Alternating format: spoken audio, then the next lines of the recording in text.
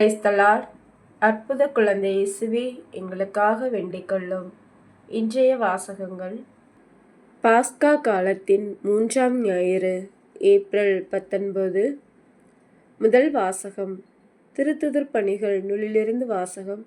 அதிகாரம் 2, இறை வார்த்தைகள் 14 மேலும் 22 முதல் 33 முடிய. பெந்தகொஸ்து என்னும் நாள் வந்தபோது பேதுரு 11 சேர்ந்து எழுந்து நின்று உரத்த குரலில் அவர்களிடம் பின்வருமாறு கூறினார். யூத மக்களே, எருசலேமில் வாழும் மக்களே, இதை தெரிந்து கொள்ளுங்கள். எனது சொற்களை கவனித்து கேளுங்கள். இஸ்ரேல் மக்களே, நீங்கள் இந்த வார்த்தைகளை கேளுங்கள். கடவுள் நாசரேத்து இயேசுவின் வழியாக உங்கள் நடுவில் வல்ல செயல்களையும் அருஞ்செயல்களையும் அடையாளங்களையும் செய்து அவரை இன்னார் என்று உறுதியாக காண்பித்தார். இது நீங்கள் அறிந்ததே. கடவுள் தம் வரையறுத்துள்ள திட்டத்தின்படியும் தம் முன்னறிவின்படியும் இந்த இயேசுவை உங்கள் கையில் விட்டுவிட்டார். நீங்கள் திருச்சட்டம் அறியாதார் மூலம் அவரை சிலுவையில் அறைந்து கொன்றீர்கள். ஆனால் கடவுள் அவரை மரண வேதனையினின்று விடுவித்து உயிர்த்தெழச் செய்தார். ஏனென்றால் மரணம் அவரை தன் பிடியில் வைத்திருக்க முடியவில்லை. தாவீது அவரை குறித்து கூறியது: நான் ஆண்டவரை எப்போதும் என் கண்முன் வைத்துள்ளேன். அவர் என் வலப்பக்கம் உள்ளார். எனவே நான் அசைவுறேன். இதனால் என் இதயம் பேருவகை கொள்கின்றது. என் நா மகிழ்ச்சியால் நிறைந்துள்ளது. என் உடலும் எதிர்பார்ப்பில் நிலைத்திருக்கும். ஏனென்றால் என்னை பாதாளத்திடம் ஒப்புவிக்க மாட்டீர். தூயவனை படுகொலியை காணவிட மாட்டீர். வாழ்வின் வழியை நான் அறிய செய்வீர். உமது முன்னிலையில் எனக்கு நிறைவான மகிழ்ச்சி உண்டு. சகோதர சகோதரிகளே, நமது குல முதல்வராகிய தாவீதை குறித்து நான் சொல்வதை மறுக்க மாட்டீர்கள். அவர் காலமாகி அடக்கம் செய்யப்பட்டார். அவர் கல்லறை இந்நாள் வரை நம்மிடையே இருக்கிறது. அவர் இறைவாக்கினர் என்பதால் தம் வழித்தோன்றல் ஒருவர் அவரது அரியணையில் வீற்றிருப்பார் என்று கடவுள் உறுதியாக ஆணையிட்டு கூறியதை அறிந்திருந்தார். அவர் கிறிஸ்துவின் உயிர்த்தெழுதலை முன்னறிந்து அவரை பாதாளத்திடம் ஒப்புவிக்க மாட்டீர். அவரது உடல் படுகொலியை காணவிட மாட்டீர் என்று கூறியிருக்கிறார். கடவுள் இந்த இயேசுவை உயிர்த்தெழச் செய்தார். இதற்கு நாங்கள் அனைவரும் சாட்சிகள். அவர் கடவுளின் வலப்பக்கத்துக்கு உயர்த்தப்பட்டு வாக்களிக்கப்பட்ட தூய ஆவியை தம் தந்தையிடமிருந்து பெற்று பொழிந்தருளினார். நீங்கள் காண்பதும் கேட்பதும் இதுதான். இது ஆண்டவர் வழங்கும் அருள்வாக்கு. இறைவா, உமக்கு நன்றி. பதிலுரை பாடல். திருப்பாடல் 16. பல்லவி. ஆண்டவரே, வாழ்வின் வழியை நான் அறிய செய்வீர். 2ஆம் வாசகம். புனித பேதுரு எழுதிய முதல் திருமுகத்திலிருந்து வாசகம். அதிகாரம் 1, இறை வார்த்தைகள் 17 முதல் 21 முடிய. அன்பார்ந்தவர்களே, நீங்கள் தந்தையே என அழைத்து மன்றாடுபவர் ஆளை பார்த்தல்ல, அவரவர் செயல்களின்படியே தீர்ப்பு வழங்குகிறார். ஆகையால் இவ்வுலகில் நீங்கள் அந்நியராய் வாழும் காலமெல்லாம் அவருக்கு அஞ்சி வாழுங்கள். உங்கள் மூதாதையரிடமிருந்து வழி வழியாய் வந்த வீணான நடத்தையினின்று உங்களை விடுவிக்க கொடுக்கப்பட்ட விலை என்னவென்று உங்களுக்கு தெரியும்.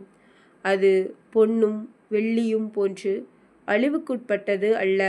மாறாக மாசு மறுவற்ற ஆட்டுக்குட்டியை போன்ற கிறிஸ்துவின் உயர் மதிப்புள்ள இரத்தமாகும். உலகம் தோன்றும் முன்னரே முன்குறிக்கப்பட்ட அவர் இந்த கடைசி காலத்தில் உங்களுக்காக வெளிப்படுத்தப்பட்டார். அவர் வழியாகத்தான் நீங்கள் கடவுள் மீது நம்பிக்கை கொண்டுள்ளீர்கள். இறந்த அவரை கடவுள் உயிர்த்தெழச் செய்து பெருமைப்படுத்தியுள்ளார். இதனால் நீங்கள் கடவுளிடம் நம்பிக்கை கொண்டு அவரை எதிர்நோக்கி இருக்கவே இவ்வாறு செய்தார். இது ஆண்டவர் வழங்கும் அருள்வாக்கு. இறைவா உமக்கு நன்றி. அல்லேலூயா. வாழ்த்தொலி.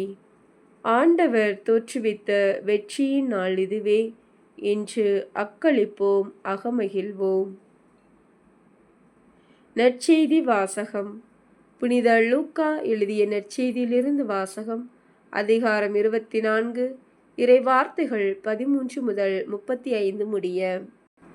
வாரத்தின் முதல் நாள் சீடர்களுள் இருவர் எருசலேமிலிருந்து ஏறத்தாழ 11 கிலோமீட்டர் தொலையிலுள்ள ஒரு ஊருக்கு சென்று கொண்டிருந்தனர். அவ்வூரின் பெயர் எம்மாவு. அவர்கள் இந்நிகழ்ச்சிகள் அனைத்தையும் குறித்து ஒருவரோடு ஒருவர் உரையாடிக் கொண்டே சென்றார்கள். இப்படி அவர்கள் உரையாடிக் கொண்டும் வினவிக் கொண்டும் சென்றபோது இயேசு நெருங்கி வந்து அவர்களோடு நடந்து சென்றார். ஆனால் அவர் யார் என்று அறிந்து உணர முடியாதவாறு அவர்கள் கண்கள் மறைக்கப்பட்டிருந்தன. அவர் அவர்களை நோக்கி, வழிநெடுகிலும் நீங்கள் ஒருவரோடு ஒருவர் பேசிக்கொண்டிருப்பது என்ன என்று கேட்டார். அவர்கள் முகவாட்டத்தோடு நின்றார்கள். அவர்களுள் கிளையோப்பா என்னும் பெயருடைய ஒருவர் அவரிடம் மறுமொழியாக, எருசலேமில் தங்கியிருப்பவர்களுள் உமக்கு மட்டும்தான் இந்நாட்களில் நிகழ்ந்தவை தெரியாதோ என்றார். அதற்கு அவர் அவர்களிடம், என்ன நிகழ்ந்தது என்று கேட்டார். அவர்கள் அவரிடம், நாசரேத்து இயேசுவை பற்றியே தான் பேசுகின்றோம். அவர் கடவுளுக்கும் மக்கள் எல்லாருக்கும் முன்பாக சொல்லிலும் செயலிலும் வல்ல இறைவாக்கினராக திகழ்ந்தார். அவர் இஸ்ரேலை மீட்கப் போகிறார் என்று நாங்கள் எதிர்பார்த்து இருந்தோம். ஆனால் தலைமை குருக்களும் ஆட்சியாளர்களும் அவருக்கு மரண தண்டனை விதித்து சிலுவையில் அறைந்தார்கள். இவையெல்லாம் நிகழ்ந்து இன்றோடு 3 நாள்கள் ஆகின்றன. ஆனால் இன்று எங்களை சேர்ந்த பெண்களுள் சிலர் எங்களை மலைப்புக்குள்ளாக்கினர். அவர்கள் விடியற்காலையில் கல்லறைக்கு சென்றார்கள். அவருடைய உடலை காணாது திரும்பி வந்து வானதூதர்களை கண்டதாகவும் இயேசு உயிரோடு இருக்கிறார் என்று அவர்கள் கூறியதாகவும் சொன்னார்கள். எங்களோடு இருந்தவர்களுள் சிலரும் கல்லறைக்கு சென்று அப்பெண்கள் சொன்னவாறே இருக்க கண்டனர். ஆனால் அவர்கள் இயேசுவை காணவில்லை என்றார்கள். இயேசு அவர்களை நோக்கி, அறிவிலிகளே, இறைவாக்கினர்கள் உரைத்த எல்லாவற்றையும் நம்ப இயலாத மந்த உள்ளத்தினரே, மெசியா தாம் மாட்சியடைவதற்கு முன் இத்துன்பங்களை பட வேண்டுமல்லவா என்றார். மேலும் மோசே முதல் இறைவாக்கினர் வரை அனைவரின் நூல்களிலும் தம்மை குறித்து எழுதப்பட்ட யாவற்றையும் அவர் அவர்களுக்கு விளக்கினார். அவர்கள் தாங்கள் போக வேண்டிய ஊரை நெருங்கி வந்தார்கள். அவரோ அதற்கு அப்பால் போகிறவர் போல காட்டிக்கொண்டார். அவர்கள் அவரிடம், எங்களோடு தங்கும், ஏனெனில் மாலை நேரம் ஆயிற்று, பொழுதும் போயிற்று என்று கூறி கட்டாயப்படுத்தி அவரை இணங்க வைத்தார்கள். அவர் அங்கு தங்குமாறு அவர்களோடு சென்றார். அவர்களோடு அவர் பந்தியில் அமர்ந்திருந்த போது அப்பத்தை எடுத்து கடவுளை போற்றி பிட்டு அவர்களுக்கு கொடுத்தார். அப்போது அவர்கள் கண்கள் திறந்தன. அவர்களும் அவரை அடையாளம் கண்டு கொண்டார்கள். உடனே அவர் அவர்களிடமிருந்து மறைந்து போனார். அப்போது அவர்கள் ஒருவர் ஒருவரை நோக்கி, வழியிலே அவர் நம்மோடு பேசி மறைநூலை விளக்கும்போது நம் உள்ளம் பற்றி எரியவில்லையா என்று பேசிக்கொண்டார்கள். அந்நேரமே அவர்கள் புறப்பட்டு எருசலேமுக்கு திரும்பி போனார்கள். அங்கே 11 அவர்களோடு இருந்தவர்களும் குழுமியிருக்க கண்டார்கள். அங்கிருந்தவர்கள், ஆண்டவர் உண்மையாகவே உயிருடன் எழுப்பப்பட்டார், அவர் சீமோனுக்கு தோற்றமளித்துள்ளார் என்று சொன்னார்கள். அவர்கள் வழியில் நிகழ்ந்தவற்றையும் அவர் அப்பத்தை பிட்டு கொடுக்கும்போது அவரை கண்டுணர்ந்து கொண்டதையும் அங்கிருந்தவர்களுக்கு எடுத்துரைத்தார்கள். இது கிறிஸ்து வழங்கும் நற்செய்தி. கிறிஸ்துவே உமக்கு புகழ். சிந்தனை. தோழமை உணர்வு என்பதை பெரும்பாலும் நாம் உணவிலே வெளிப்படுத்துவோம். இயேசுவோடு பந்தியில் அமர்வது என்பது நம் தனிப்பட்ட வாழ்வில் அவருக்கு பங்கு கொடுப்பதாகும். இயேசுவை பந்திக்கு அழைத்து தங்கள் குடும்பத்தில் ஓர் உறுப்பினராக அவரை பாவித்தனர் சீடர்கள். தங்கள் மகிழ்வை அவரோடு பகிர்கின்றனர். அடுத்த நபருக்காக தம் உயிரையும் கொடுக்கக்கூடிய அளவிற்கு செயல்படுதல், தங்கள் மீட்புக்காக பாடுகள் பட்டு தம் இன்னுயிரை ஈந்து உயிர்த்து நம்பிக்கையூட்டிய இயேசுவின் பொருட்டு சீடர்கள் மீண்டும் எருசலேம் நோக்கி செல்கின்றனர். நாமும் உயிர்த்த உயிருள்ள இயேசுவோடு இறை வார்த்தையில் உரையாடி, ஜெபத்தில் உறவாடி, நற்கருணையில் உணர்வாடி, நம் வாழ்வால் உயிராடல் செய்ய முயல்வோமா?